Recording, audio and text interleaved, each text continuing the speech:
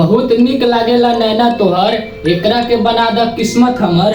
हमके ना चाही दुनिया के हर एक खुशी, अगर मिल गई तोहर मोहब्बत।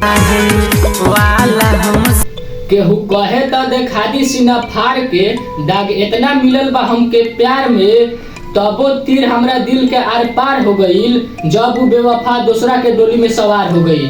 पगला था तू वो मिलल त का मिलल, मिलल त बेवफा बन के मिलल। इतना हमरा गुनाह ना रहे, इतना हमर गुनाह ना रहे, जितना हमरा के साजा मिलल। गलती से पी लेवे नी सिगरेट, माना तानी हम गलत आदत रख ले बानी।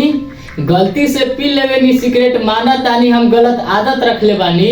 अब तो चुमा दे दा हमर करेजा, काहे कि आज कोलगेट से घिस घिस के दांत मजले बानी। सोना सड़िया में तोहरा से मिल के भइल एहसास, हमरा दिल के शायद रहे तोहरे तलाश। लागेला तोहरा से बा जन्मों जन्म के नाता, यही से शायद मिलैले बा हमके विधाता। मोहब्बत कर गई अखिया, दिलवा के न धड़के के खबर भइल।